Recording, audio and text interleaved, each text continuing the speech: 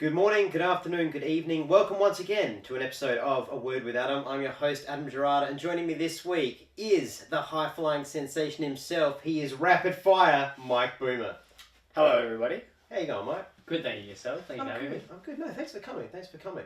Now, people might not believe this looking at you. You and I, we're both smaller, slighter guys. You're obviously a bit beefier than I am, but you like to get in there. You like to grapple with a lot of the bigger guys. That actually seems to be your claim to fame, is that you wrestle the big guys. So, I guess let's start off with that before we get into your love of wrestling and how you got there. Yeah, yep.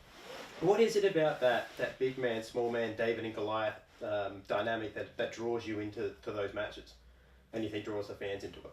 Well, see, I think the way people kind of look at it is bigger means better, and I don't think that's necessarily the case. I think it's all about like the way you are trained and the way you kind of come to the fight type thing. Because I fought a lot of big men in the day that didn't have the cardiovascular that could really take me on, so I ran circles around them type thing. But as far as what's my appeal to it, I think it's the challenge. I think you'll find with me is if you tell me I can't do something, I want to do it more than ever. And I kind of have like a little saying is I'm too competitive to quit. So if someone's kind of like, oh, you can't do this, like, well, why can't I? Or, if someone does something better than me, it's going to drive me insane to try and up the ante. So if it's a big guy saying I can throw you around, it's like, okay, how many times can you throw me around until you give up? Yeah. I'll take everything you've got, and that keep kind of getting up mentality. Yeah, I've noticed that about you, that you fall, as I've heard you say in multiple interviews with myself and with other people, you can knock you down, but you'll just get back up. Yeah. And that to me is the essence of my Boomer. Sorry, let's rewind the clock back. I'm guessing at some point in your childhood, you got into wrestling. What is it that led you there, and what was the moment you feel that you went, yep, this is for me? So this is kind of like my first ever watching wrestling exactly. moment. Well, see, I don't know when the first time I saw wrestling. I remember it used to be on like Saturday mornings or something like that, and at the time I didn't know who the wrestlers were. I just remember watching footage of a man backstage running away and driving off. Later I found out that was Raven when they were doing the hardcore Harley Rain. Yeah. Yep. And I just remember sitting there thinking, not so much like, oh yeah, I want to punch people in the face or something, but it was something about it drew me to it. I don't know, it was the theatrics or making the big deal or the challenge or whatever it was. But then I kind of had in the back of my mind that I was going to move to America and do that because I didn't know about local schools or anything. And then I was in year 8 and a friend of mine comes up to me and says that there's local wrestling. My mind was blown at this point. I was like, really? And then he's like, do you want to come and train? And because he was going to go do a tryout. And I was like, yeah, like where do I sign in type thing? Yeah. So year 8, I started wrestling and training, or training and wrestling. And then, yeah, it's just kind of wind the clock forward, and here I am. Nice. Yeah. Nice. So what was your first gimmick then? Well... was it big? Please tell me it was Big Mike? Yeah, it was nice, Big Mike. Yeah. So, picture this. I was 14 years old. Yep. I weighed 45 kilos, so I wasn't very big at all. And my trainer at the time, they always just call me Big Mike. I don't know why, because they're taking the mickey, or there was another wrestler there named Michael, and he was like 5'8" and 150 pounds. So they thought, no, not 150 pounds, 150 kilos, sorry. Yep. And they thought it'd be funny to call me Big Mike. And then all of a sudden, this gimmick comes up that I'm 7 foot tall and I'm 600 pounds of pure muscle. And so when they first started saying it, people were excited. And then I'd walk out and kind of be, I think they're having us on type thing. So yeah, that was the first introduction to wrestling, and that was more so I was told to do a gimmick and just kind of did it until I branched off and developed and so on and so forth. Yeah. So what was it like? So how long between, say you sign up and you go for this tryout, or the I guess the trial shift, if you will, for wrestling? Can your kids take these bumps? Yeah. So talk me through that. What happens with that? So your friend's got this flyer and you go, yeah, let's give this a crack. Yeah. So you turn up and what's the score? So I rock up, and as far as like being 14 and like massively underweight and stuff like that, any like respectable trainer in my opinion wouldn't have taken me on, but I'm guessing the guy at the time thought I'll make some money type thing, because then my friend brought me in, I brought a few friends in, so it was a bit of a cash flow for the time. Yep. But luckily enough, I was determined enough to kind of stay at the grind and all that kind of stuff. I trained about 4 months before my first match. Wasn't necessarily ready. Like talking in my entrance, I blew my knee out. So wow. So that was an experience. First match, I jumped off the turnbuckles and my right knee gave way as the ring was bouncing because my opponent was walking and pacing. I thought I'd be like big superstar, jump, blew my knee out. Wow. And still wrestled like a 12-minute match, and then it just happened that way. That's pretty impressive, though. Hmm. At least did you know at that moment? You must have known at that moment. One, I'm hurt, but two, the moment you choose to go on with the show, that's the moment you have to know. Yeah, this for me. I'm a wrestler. I want to be a wrestler. I think it kind of like swept up in the moment. Like adrenaline's this wonderful thing, and I was just like, it's sore and it's hurting, but I've been training hard for this, and we're talking 4 times a week, 6 a.m. trainings on weekends, and all that kind of stuff. That this was kind of like the moment that I've been working for. Yeah. Even though 4 months isn't that long, so it was just a case of whatever it is, we'll deal with it later, and so it wasn't too bad because all it did was really. Hyperextended, so it went out and then straight back in. Okay, that's not too bad then. So what was the recovery time? 3, 4 months? I don't even remember. That was many, many concussions ago. I couldn't tell you. But I was on crutches for I think I only missed like 1 show, and I was just on crutches and then back that's into not too bad then. Yeah. As far as injuries go in wrestling. Yeah. So all right. So let's talk then. So Big Mike comes out, and you're obviously your own kid. You're green. You've got no idea what's going on. Yeah. How do you develop your style? Like, how do you choose? Were there influences you looked at and went, I'm going to steal a bit of this, I'm going to steal a bit of that? Was it being in the ring and just getting your ass handed to you night after night that you were like, you know what? If I'm going to get my ass handed to me in this move, I'm going to have to flip here. Yeah. Where did it develop? I think as any sort of wrestling fan, because 90% of people who get into wrestling are wrestling fans. Mm-hmm. The other 10% of people want to make money off it. Yeah. At this point in the stage, I'm not a millionaire off wrestling.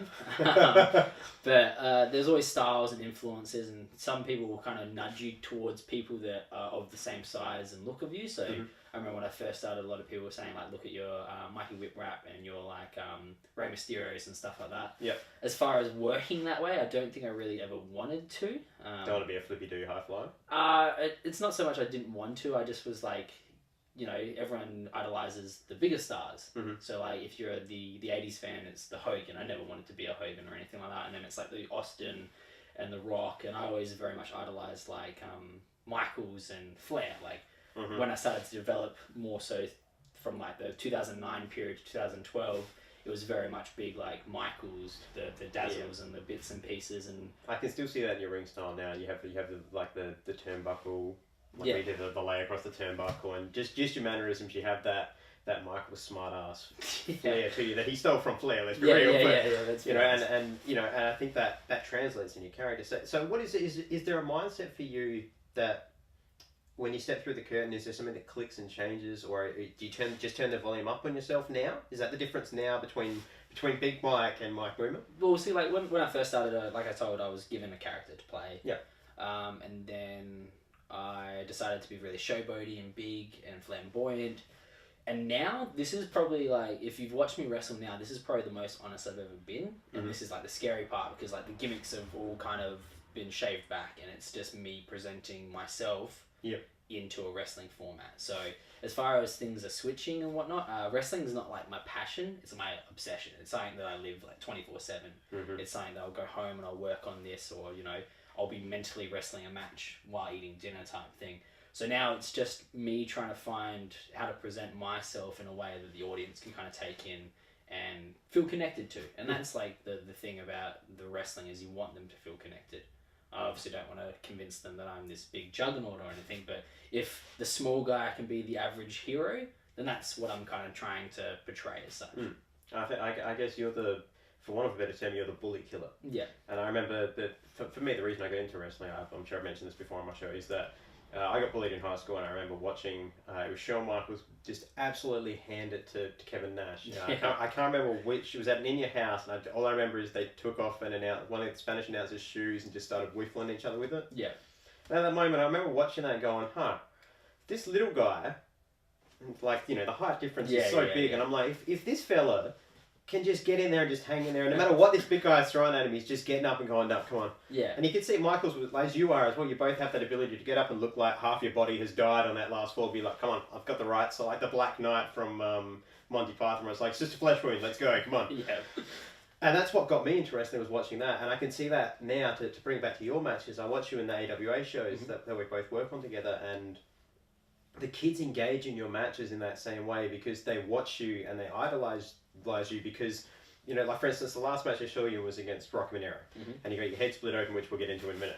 But you can watch you watch the kids in the audience, and they can't relate to Rocky in the same way because they're not big and muscular and jock-like.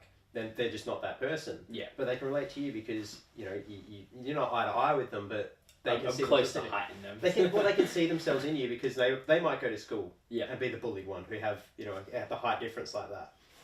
And yeah, so last match, for instance, you got busted open. There were kids who were freaking out over the fact that you'd been hurt. But I think by the end of that match, we're even more impressed because you just went through it, still hurt. And to them, I imagine they go home and go, well, if Boomer can get his head split open and finish the match and fight till he has like the last breath in his body, maybe I can stand up to my bullies as well. Yeah. That's what I'm hoping can. I'm sure that's part of the message that you want to send through them as well. Yeah, But more or less. Let's talk about the head injury for a moment. So you're in the ring with Rocky. Mm-hmm. You're tied up as in the tree of woe position. Terrible position to be in. Let's face it. Yeah. He hits you with a neck breaker that looks absolutely superb. And then the next minute you're bleeding. Like let's go through what happens here. So this isn't like I took the neck breaker and, you know, was wounded type thing. This is kind of my own little fault. Took the neck breaker, so there's heavy impact obviously on the neck. So I decided to roll out to kind of make sure I'm all good. As I've rolled out, I haven't noticed that the same side I'm rolling out to is the side that the rings are on. The ring steps, sorry. So as I've fallen, my head's just collected probably on the edge or the corner. The corner, I would say, yeah. Yeah, and then it's just that moment of I've hit my head, I'm now bleeding. So what happens then? You get busted open in the middle of the ring. Or the middle of the match. Just outside the ring, if you will. Yeah. Middle of the match, you busted open, and now are you worried about certain spots making it worse, or do you just ignore it, or is it... I think the first thing you kind of do is you assess. So I put the hand on the back of my head and I had a look and found blood on my hand. So now I know I'm bleeding. Yep. But I have full comprehension of what's going on. There's no sort of blurred vision, no dizziness. So the concussion isn't Yeah. there. So I seem fine. And if there is a concussion, it's going to be delayed. Yep. So I know that I've got to ride the adrenaline train. Yep. So from that instance there, it's just no different to getting a paper cut in the office. You just kind of keep going. Yep. And just Wait till you get to the back. Yeah, like there's nothing really going to change it. I still got to wrestle. I still got to fight. And that's just the way it is. It adds more to your character ultimately. The fact that, like we've said before, your entire gimmick is you can knock me down, but I'll get back up. Yeah. And I think it adds so much more dimension to that when you come off blood, so just like doesn't come off. Let's go. Let's keep going. Like I said, you're the Black Knight of wrestling, and not in the comedy way where it is like I feel like literally you could just have your head just sitting there on the mat. You'd be like, let's go, come on, let's roll. Yeah. All right, so let's go back a little bit now. Back in time again. We've talked about the present. Let's go back a little bit. So you've been wrestling for a while, and you've been Big Mike. Mm-hmm. When's the point where you go, you know what? I'm done being 7 foot, 600 pounds. I want to be who I am. When does that happen, and what is that transition like, and how is it met by the bookers and the company and the fans? I think like as when you start, because I started wrestling when I was 14, so as a person, I'm still maturing and developing and all that kind of stuff.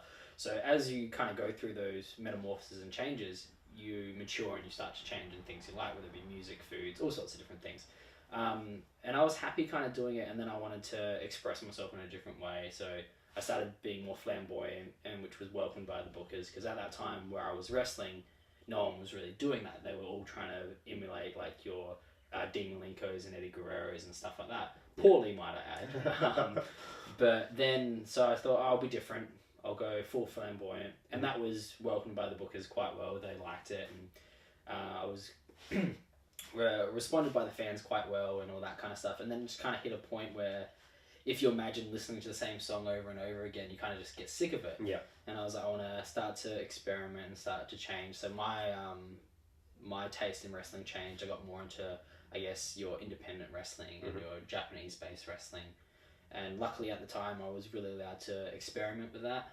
As far as the bookers, I don't think they were necessarily happy that I was changing, but they knew that I was over at that point, so there's nothing I could really do.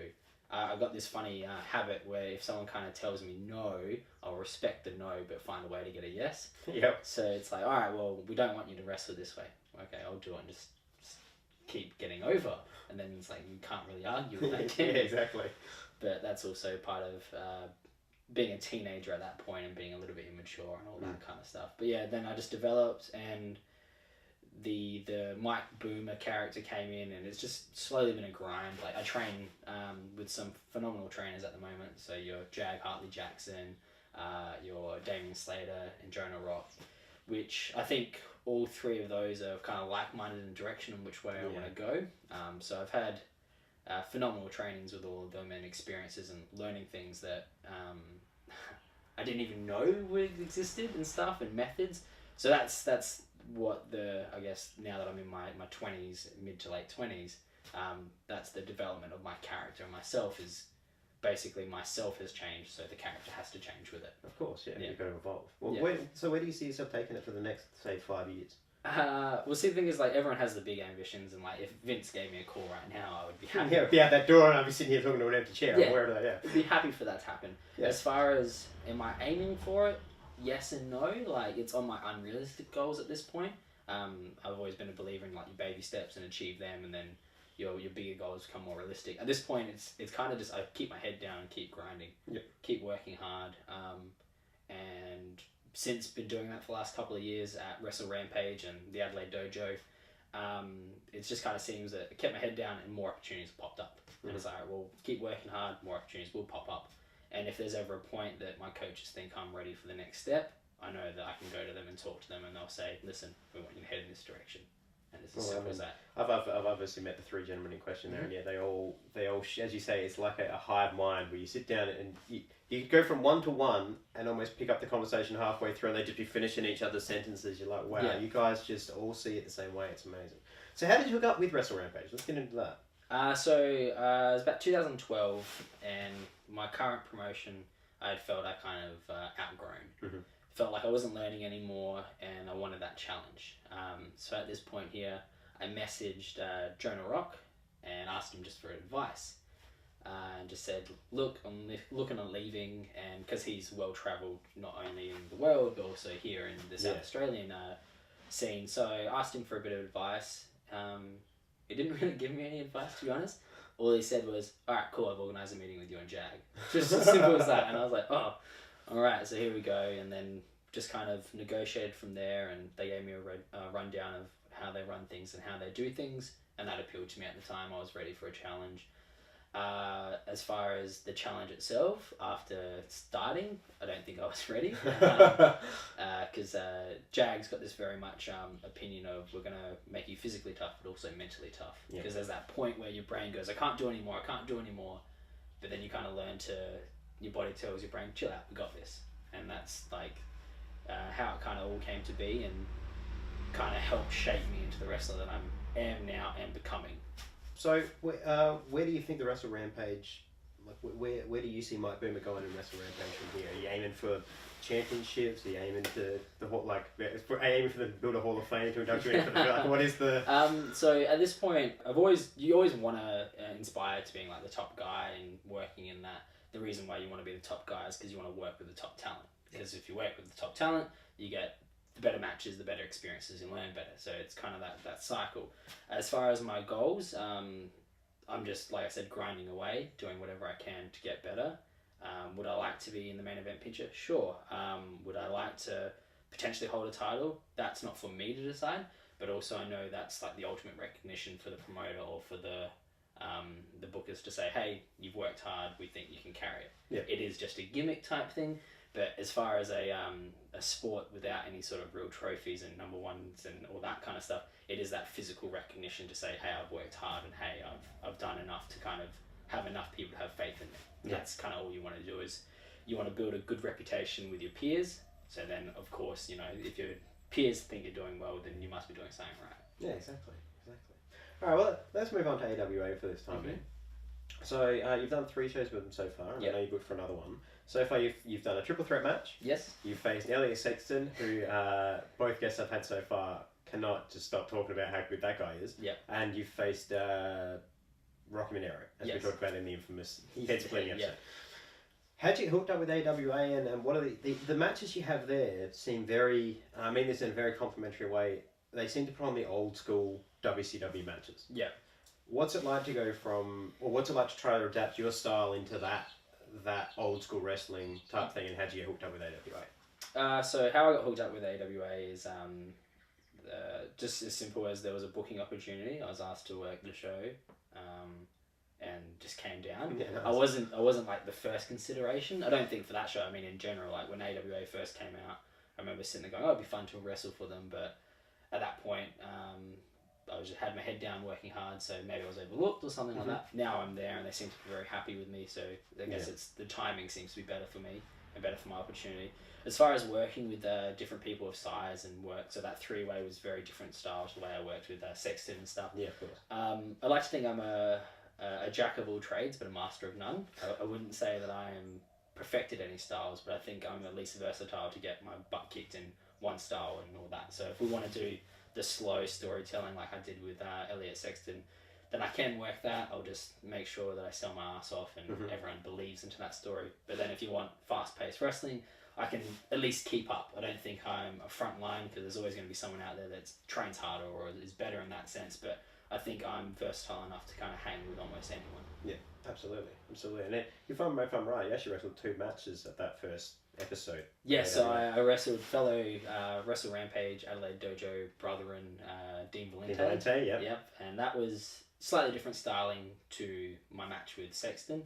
As far as do I believe I've displayed my actual style at AWA? Not yet. Not yet. I don't think I've been given that opportunity to really shine through. It's kind of been, whenever I'm in a match, it's like, all right, well, what do you want, Booker man? All right, we want this. And it's kind of, all right, well, I'll just do that type of thing. Yeah, that's fair. Well, hopefully you'll get the chance. I mean, you clearly connected with the fans, so I'm sure that'll get you somewhere.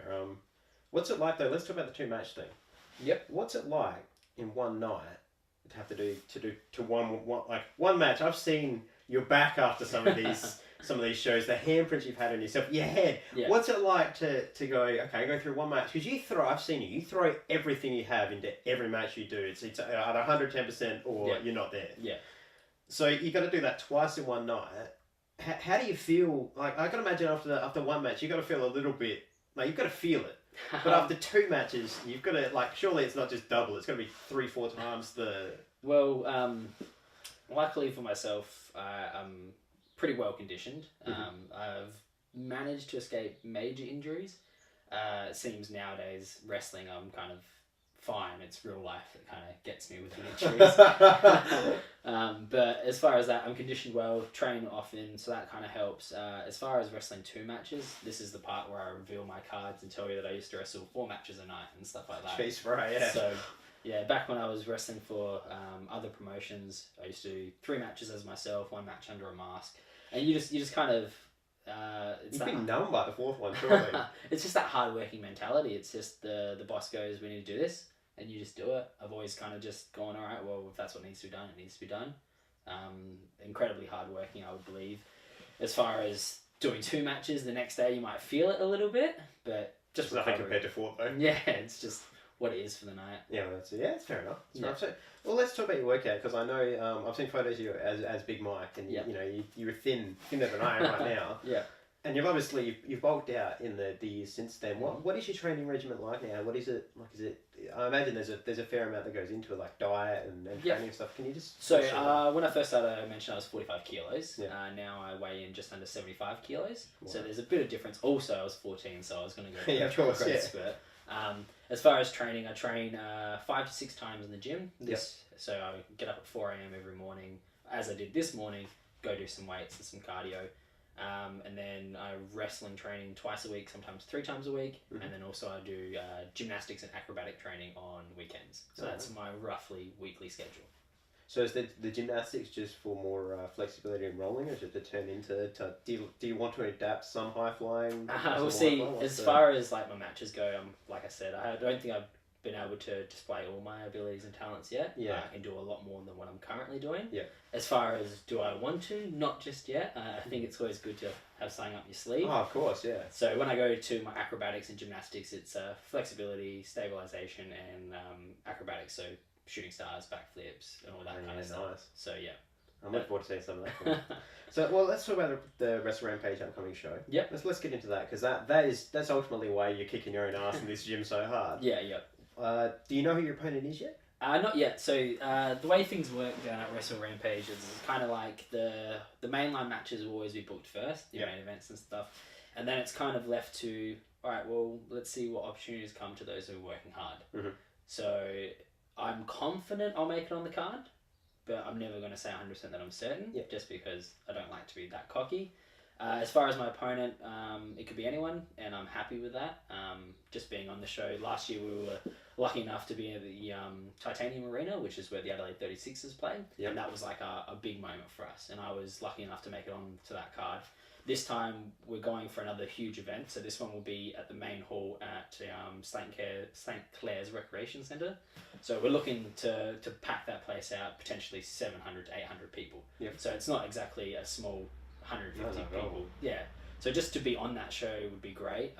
As far as where I'll be positioned on the card or what I'm doing, if the bookers have faith in me to at least be on the card, I'm happy with that. So Yeah. if I'm in a 30-second squash, you can bet your ass I'm going to sell my ass off. It'll be the best 30 seconds. Yeah, it's going to be the greatest. Or if they want me to wrestle 20 minutes against someone like Link Barnett, which we have similar styles, I can do that again. Whatever it's kind of and where I'm positioned, I'm happy to do that. It's just another opportunity to show off my versatility or show off my talents. Nice. All right, let's talk opponents now. Yep. Have you got a dream opponent? A dream opponent. On the local scene, there's a few like high flyers and stuff that I wouldn't mind working with, just because if they're regarded to be the best in the country, you kind of want to obviously see if you can hang with the best. So your people like your Robbie Eagles and your Adam Brooks and all that kind of stuff. As far as here in Adelaide, any opportunity to wrestle Damien Slater and J-Rock and Jag are always good, just because they have so much knowledge to give out. As far as like worldwide, I'd love to have a match with the likes of Kyle O'Reilly, TJ Perkins, and Zack Sabre Jr., just because they're people that I look up to. As far as the old saying, you never meet your heroes, but luckily all three of them have kind of been met through mutual friends. So your J-Rocks and your Slater both trained with TJ Perkins and Zack Sabre Jr. So nice. I know they're not total assholes. So I'd love to wrestle with them, even if it's them just tying me up for 20 minutes. It's still that experience and of that style of wrestling that I've come to love today. So is your aim now? Obviously, we've seen Slater in the Cruiserweight Classic, and that seems like that's gangbusters for WWE. Yep. And I would have to assume with a Cruiserweight division coming to Raw, there's got to be a continuation of the Classic. Well, see, like people like Damien Slater, and you also look at like your Matt Silvers and all the Australians over in.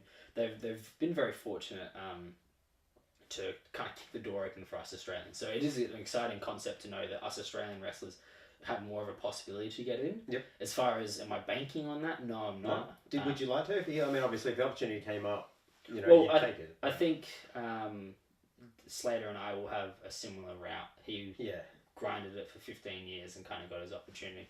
I think if I ever get my opportunity, it will be kind of a long road to it. Yeah, but it makes you enjoy it more, and it makes it more worthwhile when you get it. And if it's handed to you on a silver platter, you don't appreciate it, and you do a Lindsay Lohan and Well, see, at this point, like I think my next goal will be to try and break into the Japan market. Yep. With obviously influence from my trainers, they've all been to Japan and all that Yes, kind of stuff. But also, I think like Japan has a lot of fundamentals that really create a great wrestler, and that's at the end of the day. People say we're performers and we're athletes and all that, but I think that can all be summed up into we are wrestlers. You know, we have to do so many different things, and I would like to be as all-rounded as I possibly can be. That's fair enough. I guess what's it like for you? You turn on the TV now, you turn on the WWE Network. You're seeing people you know. You're seeing Emma, Peyton, Billy Kay, Buddy Murphy. I can't remember Silver. I can never remember Silver's name. Buddy Murphy. Yeah. What's it like to see as you say? And then obviously we've just seen Slater.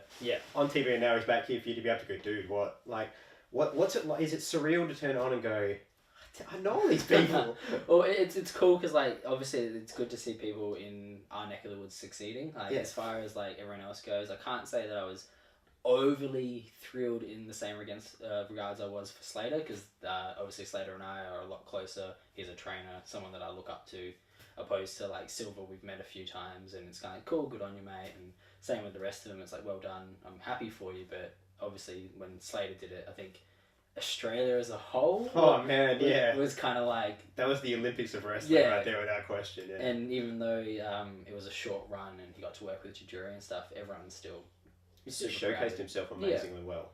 Yeah. And I mean, it says that if somebody's Tajiri's gonna advance and you have to put somebody over, you're gonna pick one of your better hands to do it. Yeah. So that says something about Slater and of himself, that they were like, you're the guy who gets to work with Tajiri. But I think it's also making a statement for Australia, because for a long time we've kind of been overlooked. But I think we've started to develop more, and we've got better training, and we've got better talents like your Slaters, your Jags, and all that. Sorry, I've got Team 61 obviously. Team 61, yeah.